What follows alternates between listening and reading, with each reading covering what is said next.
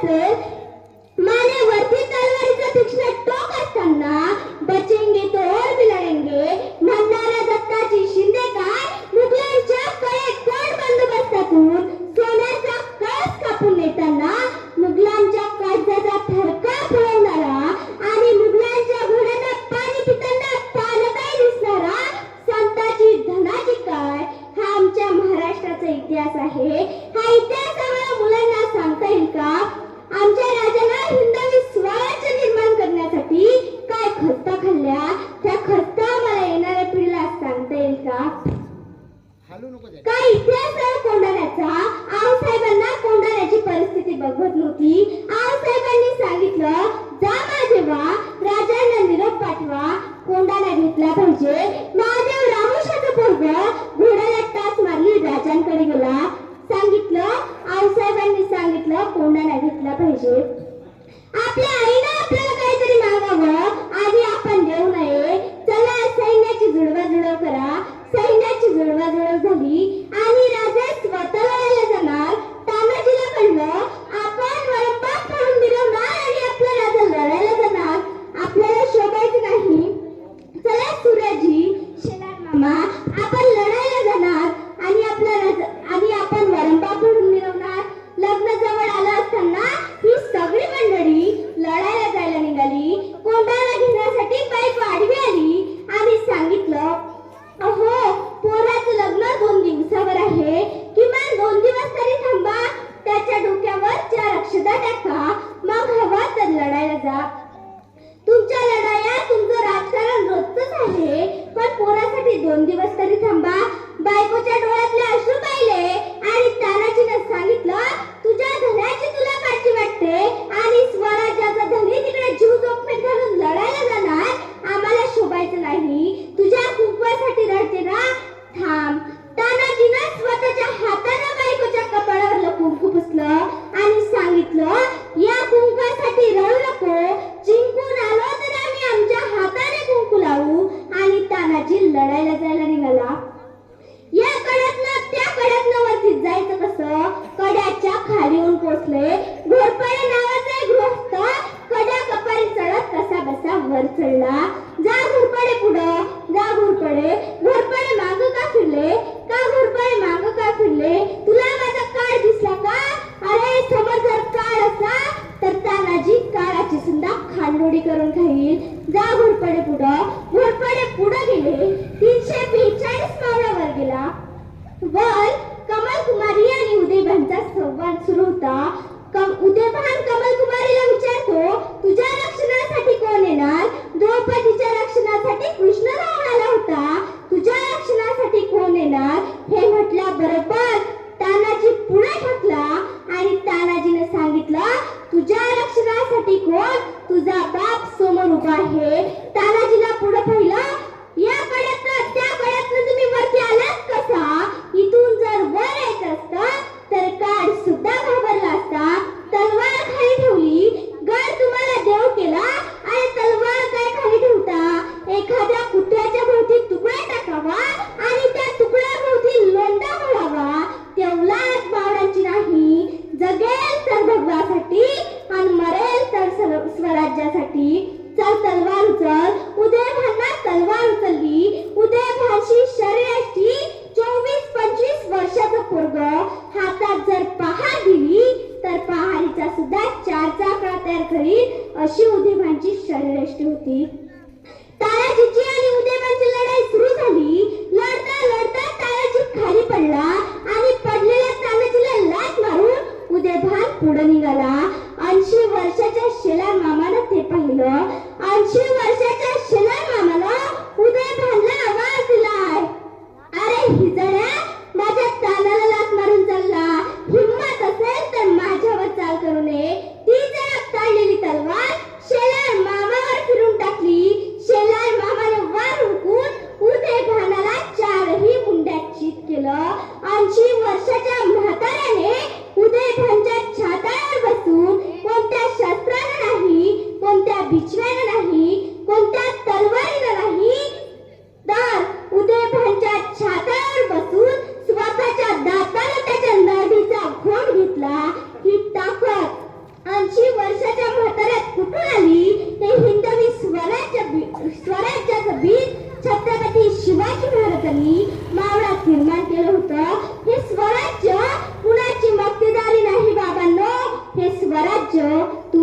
माझ्यासाठी आहे हा विश्वास निर्माण करण्याचं काम जर कोणी केलं असेल ना तर ते छत्रपती शिवाजी महाराजांनी निर्माण केलंय.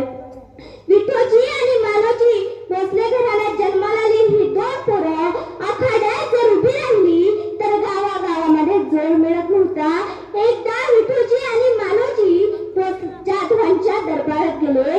जाधवांच्या मांडीवरती जिजाऊ साहेब बसल्या होत्या. दुसऱ्या मांडीवरती जाऊन शहाजीराजे बसले. जाधव म्हटले, बघा जोडा काय शोभून दिसतो.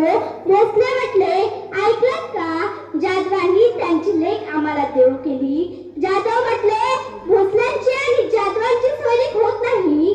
जाधव कुठं भोसले कुठं, भोसल्यांची आणि जाधवांची सोयरीक होत नाही. आमच्या बरोबर जर सोयरीक करायची असेल तर आधी आमच्या बरोबरीचं व्हावं लागेल. जाधव कुठं भोसले कुठं. राग आला, घरी निघून गेले.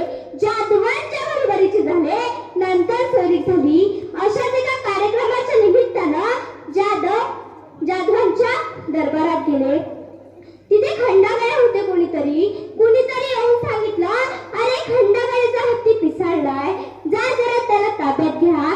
खंडागळेच्या पिसाळलेल्या हत्तीला ताब्यात घेण्यासाठी जाधवांचं 4-5 सैन्य गेलं, पण हत्ती काही ताब्यात येत नव्हता. 4-5 सैन्य ही हत्तीने पायाखाली आणलं.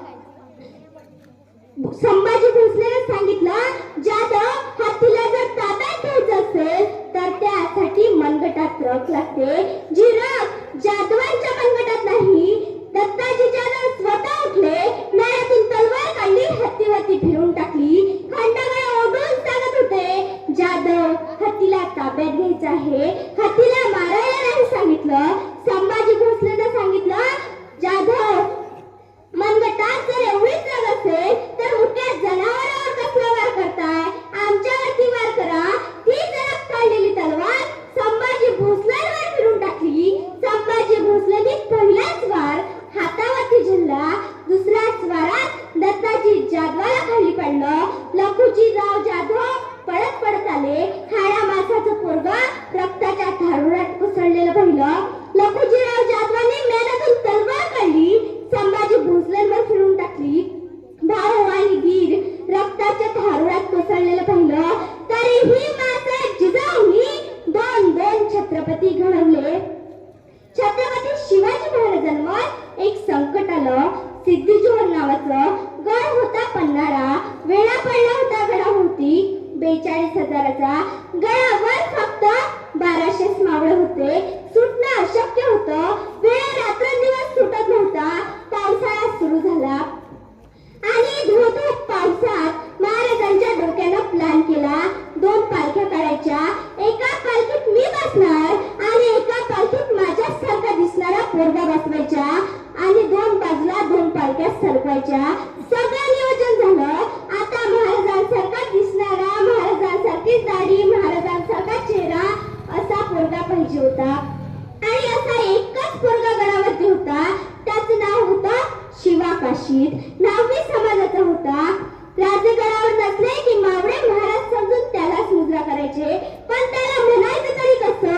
अजून 3च वर्ष झाली होती लग्नाला त्याचं काही बरं वाईट झालं तर काय उत्तर देणार त्याच्या आईला, काय सांगणार त्याच्या बायकोला? महाराज त्याला काही म्हटलेच नाही. तोच पोरगा 3-4 तासांनी महाराजांजवळ आला आणि मुजरा करू लागला.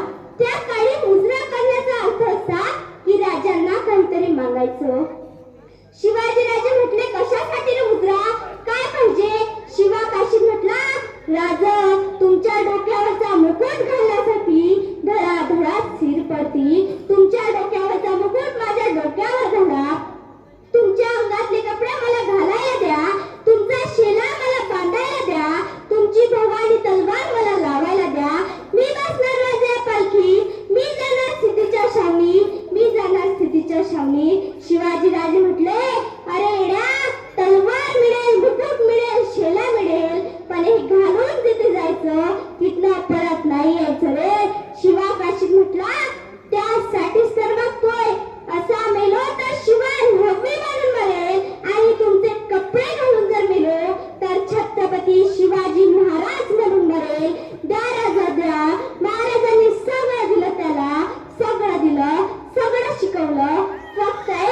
चुकली.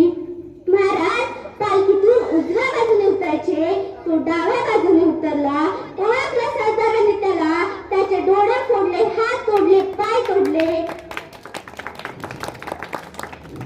आणि सर्व मांसाचे तुकडे तुकडे करून एका बोरीत भरून ती बोरी महाराजांना सप्रेम भेट पाठवली. जेव्हा महाराजांनी ते मांसाचे तुकडे पाहिले तेव्हा महाराज ढसाढसा रडले. कधीच रडले नव्हते महाराज, कधीच रडले नव्हते.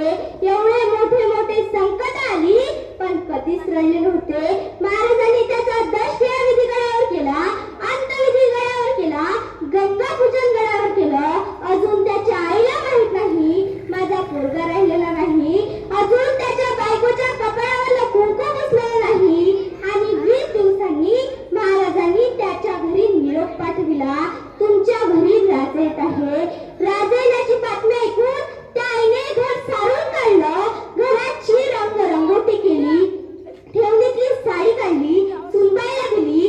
सुनबाई साडी नेसा, कपाळ भरून कुंकू लावा, डोक्यावरती पदर घ्या.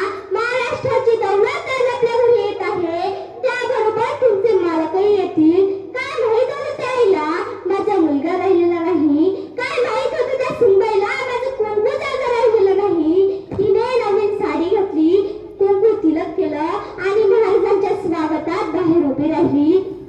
महाराज ज्या गल्लीत आले त्या गल्लीत आले. आता महाराज शिवाच्या दारात आले आणि तिकडून आवाज आला, सुनबाई तुम्ही नका ओवाळू राजांना, तुम्ही नका ओवाळू. ती म्हटली, अरे ही तर माझीच सासू आहे, आता का बरं नाही म्हणत असेल. तिने मला एवढी तयारी करायला लावली. तिने दुसऱ्या मुलीच्या हातात ताट दिलं आणि पाय आपटात आत निघून गेली. महाराजांना दुसऱ्या मुलीने कुंकू तिलक केला.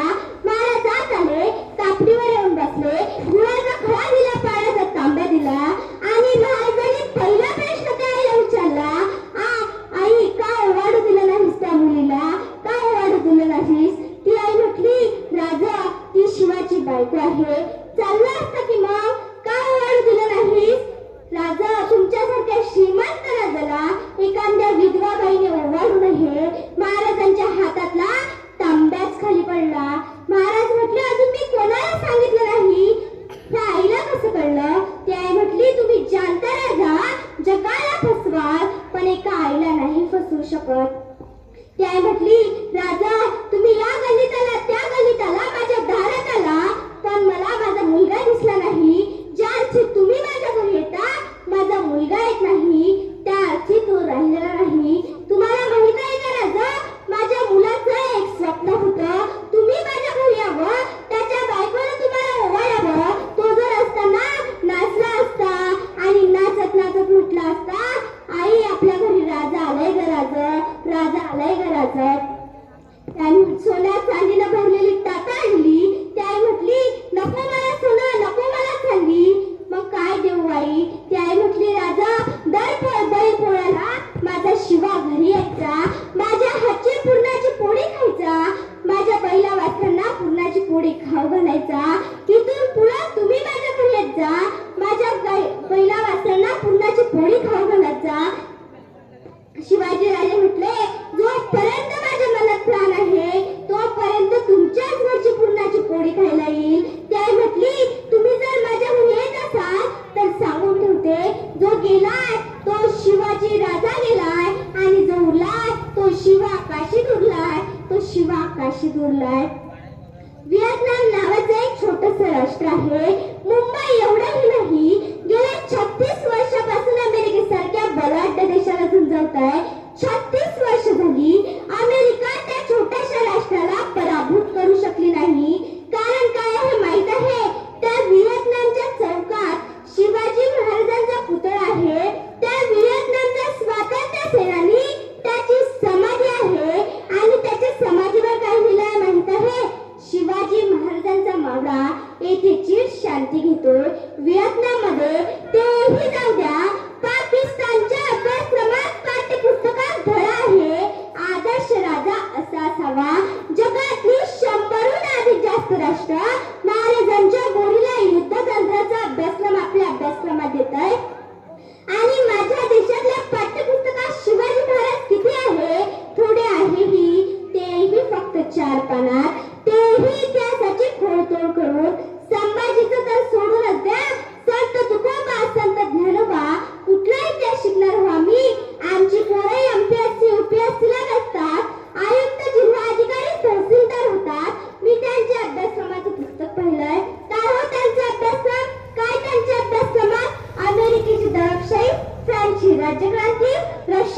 साम्यवाद इंग्लंडचे चहाचे मळे अरे आमचे संत गळाले आमचे उसाचे मळे जळाले त्याचं बघा ना अधिकारी इथले अभ्यासक्रम तिथला काय व्यवस्था आहे देशाची आमचा तानाजी कोंढाणा घ्यायला गेला कोंढाणा जिंकला मग मावळ्यांनी कोंढाण्यावर गवताची गंजी पेटवली पांढराधूर महाराजांना राजगडावर घुसला राजे कडाडले गड फत्ते झाला पांढराधूर हा संकेत आहे विजय मिळवण्याचा एखादी अशुभ बातमी नसेल तर काळाधूर करायचा काळाधूर रायगडावर गेला जायचा काळाधूर राजगडावर दिसायचा राजगडावरचा काळाधूर तोरण्यावर दिसायचा तोरण्यावरचा काळाधूर प्रतापगडावर दिसायचा प्रतापगडावरचा काळाधूर दातीगडावर दिसायचा दातीगडावरचा काळाधूर विशाळगडावर दिसायचा विशाळगडावरचा काळाधूर पद्मदुर्गावर दिसायचा पद्मदुर्गावरचा काळाधूर सिंधुदुर्गावर दिसायचा असं करत करत महाराष्ट्रातल्या 307 किल्ल्यांवर एका तासाच्या आत मेसेज पोहोचायचा काय जादू होती ना 350 वर्षापूर्वी not of coverage not reachable सभी लाईन व्यस्त है हा प्रकारच नाही 350 वर्षापूर्वी महाराजांनी सांगितले महाराष्ट्राला धोका समुद्र मार्गे आहे 26 चक्राचा दहशतवादी हल्ला आताच झाला म्हणून आम्हाला कळालं महाराज म्हणत होते ते खरं आहे गेली 350 वर्ष आम्ही महाराज डोक्यावर घेऊनच नसलो महाराज आम्ही कधी डोक्यात घातलेच नाही महाराज जर आम्ही डोक्यात घातले असते तर 26 चक्राचा दहशतवादी हल्ला झालाच नसता महाराजांच्या स्वराज्याचा वचननामा काय महाराजांच्या स्वराज्याचा रस्ते बांधू बेरोजगारी होतो भारनियम कायदे बंद करू स्वच्छालय बांधू देतो अरे वचननामा काय महाराजांच्या स्वराज्याचा सर्वांस फटास लावणे 18 पगड जातीतील 12 बलुते धारांची सुतार लोहार माळी तेळी साळी कुंभी मातंग महार धनगर कोळी चांभार या सर्वांना काम मिळालं पाहिजे स्वराज्याचं यश यांच्यात आहे आणि महाराजांनी प्रत्येकाला जबाबदारी वाटून दिली अहो तत्कालीन काळात जहाज इंग्रजांकडून घ्यावी लागत तोफा पोर्तुगीजांकडून दारुगोळा डचांकडून आणि त्यांनी जर देणं बंद केलं तर महाराजांनी याचा विचार केला आणि महाराजांनी स्वतः जहाज बनवणे सुरू केले महाराजांनी दारुगोळ्याचे कारखाने काढले स्वतः शस्त्र बनवण्याचा कारखाना काढला आणि महाराजांनी इतके सुंदर जहाज बनवले की इंग्रज विचारात पडले आणि इंग्रज महाराजांजवळ ते जहाज विकत मागण्यासाठी येऊ लागले महाराज हे जहाज आम्हाला विकत देता का आणि त्या जहाजाचं नाव ठेवलं संगमनेरी जहाज ही स्वराज्याची निर्मिती आहे शिवाय छत्रपतींसारखा सृजनशील राजा या हिंदुस्थानात झाला नाही महाराजांनी पन्हाळा घ्यायचा बेत आखला पण पन्हाळ्यावर फौज आहे 40,000 आणि महाराजांची सगळी फौज गोळा केली तर भरेल कशी बशी 60,000 महाराजांनी बैठक बोलावली तानाजी येसाजी करतोजी कोंडाजी आणि महाराजांनी विचारले कोण घेतो पन्हाळा अहो सगळे चिडचूप दुसऱ्याच्या मतदारसंघात जाऊन निवडून येणं सोपं आहे का ताडक उभे झाले कोंडाजी महाराज मैं घेतो पन्हाळा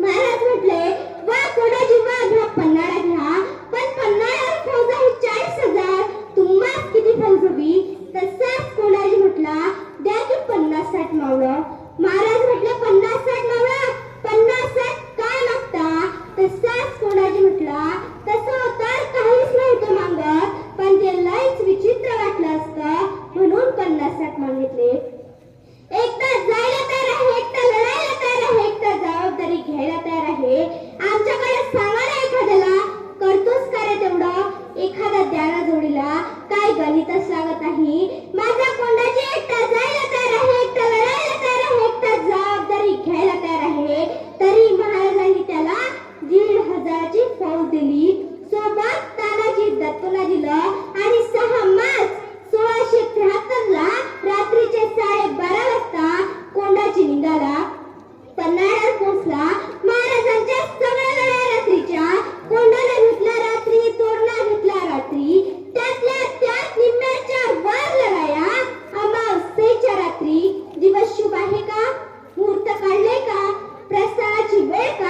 प्रकारच नाही. हल्ली आमच्या घरातला करता माणूस कामासाठी बाहेर निघतो, 4-5 पावलं चालतो, पुन्हा घरात येतो.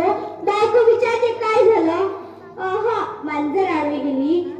जी माणसं कारण सांगतात ना त्यांच्या घरात यशोगाथा कधीच मार घालत नाही. आणि शिवचरित्र हा जगातला असा एकमेव इतिहास आहे इथे कारण सांगताना कोणीच दिसलं नाही. बघा ना, महाराजांचा दुसरा पुत्र राजाराम पालथा जन्माला आला. आता पालथा जन्माला येणं आपल्यात अपशगुन मानलं जातं, पण दस्तूर खुद्द महाराजांचाच मुलगा पालथा जन्माला आला. मासाहेब काळजीत पडल्या आणि काळजीतच महाराजांजवळ आल्या. राजे राजकुमार जन्माला आले, तुम्हास मुलगा झाला. आता दुसरा कोणी असतं तर म्हटलं असतं झालं तेलच झालं, आमच्याच नशिबात काय.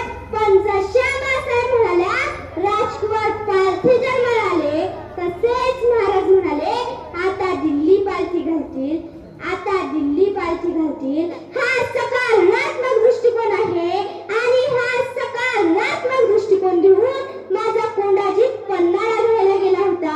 महाराजांनी त्याला 1,500ची फौज दिली. आता 1,500च्या फौजीचा तरी चांगला उपयोग करावा की नाही? नाही केला. दत्तोजींना म्हटलं की 60 गडी माझ्यासोबत द्या, बाकी सगळे हातात 5-5, 6-6 मशाली घेऊन गडाच्या पायथ्याशी उभे राहा. अवघे 60 गडी घेऊन कोंडाजी सरसर भरभर वर चढला. आडव्या येणाऱ्यांना कापून टाकलं. रक्ताच्या चिरकांड उडाला. किल्लेदाराच्या महालात पोचला. किल्लेदाराला जाग यायच्या आधीच त्याच्या छातावरती पाय ठेवून त्याला म्हटलं चाब्या दे, गडाच्या चाब्या दे. किल्लेदार बेभान होऊन इकडे तिकडे पाहू लागला. किल्लेदाराला काही सुचेना. तसाच कोंडाजी म्हटला इकडे तिकडे काय बघतोस, खाली माझं 50,000चं सैन्य आहे. किल्लेदाराने खाली पाहिले, त्याला मशाली दिसल्या. त्याला वाटलं खरंच 50,000 आहे. दिल्या चाव्या काढून सकाळी कळलं 1,500 होते. आम्ही करतो काय, राजकारण दंडाच्या बळावर मनाच्या चांगुलपणावरती करता येत नाही, ते बुद्धीच्या कसरतीवर करावं लागतं. आणि महाराजांचं सर्व राजकारण हे बुद्धीच्या कसरतीवर आहे. तुम्ही काम किती करता याला महत्व नाही, तुम्ही काम कसं करता याला महत्व नाही, तुम्ही तुमच्या कामाचं नियोजन कसं करता हे फार महत्वाचं आहे. आणि या नियोजनाचा व्यवस्थापनेचा शिवचरित्र हा सर्वोत्कृष्ट नमुना आहे. अफजल खानाला भेटून मारलं, शाहिस्त खानाला घरात घुसून मारलं. प्रत्येक वेळी वेगळी चाल. महाराजांनी प्रत्येक युद्धात प्रत्येक प्रसंगात वेगवेगळी माणसे वापरली. कुठला माणूस कुठं वापरायचा याचं अद्भुत तत्वज्ञान महाराजांजवळ आहे. बघा ना, अफजल खानाच्या भेटीच्या वेळी महाराजांनी दांडपट्टा फिरवणारा जीवा म्हाला घेतला. आणि संभाजी गावची कशासाठी, जर अफजल खान वाचला तर त्याला जिवंत मारून टाकायचं. जीवा म्हालाने सांगण्यात आले माझ्याकडे बघायचं नाही, अफजल खानाकडे बघायचं नाही, भास्कर कुलकर्णीकडे बघायचं नाही, तू फक्त सय्यद बंडा बघायचा, फक्त आणि फक्त सय्यद बंडा बघायचा. प्रत्येकाला जबाबदारी वाटून दिली आणि राज निघाले. शामियानात आले. अफजल खान कडाडला, ए हे शिवा आव, शिवा आव. खानाने हात वर केले. खानाने बाहू फैलावल्या आणि राजे खानाच्या मिठीत गेले. खानाने कट्यारीचा वार केला. तेवढ्यातच महाराजांनी काढले आपले वाघ नख आणि खुपसले खानाच्या पोटात, फाडले खानाचे पोट. खान कडाडला, दगा दगा दगा. तेवढ्यातच भास्कर कुलकर्णीने महाराजांच्या डोक्यावर कट्यारीचा वार केला. महाराज बेसावध झाले. तेवढ्यातच सय्यद बंडाचा दांडपट्टा महाराजांच्या मानेपर्यंत आला आणि जीवा महाराजांनी क्षणाचाही विलंब न करता सय्यद बंडाचा हात वरच्या वर हवेतच उडवून टाकला. म्हणून इतिहास फुटफुटला. होता जीवा म्हणून वाचला शिवा, होता जीवा म्हणून वाचला शिवा. सर्वांना शिवजयंतीच्या शुभेच्छा देते आणि माझ्या वाणीला पूर्णविराम देते.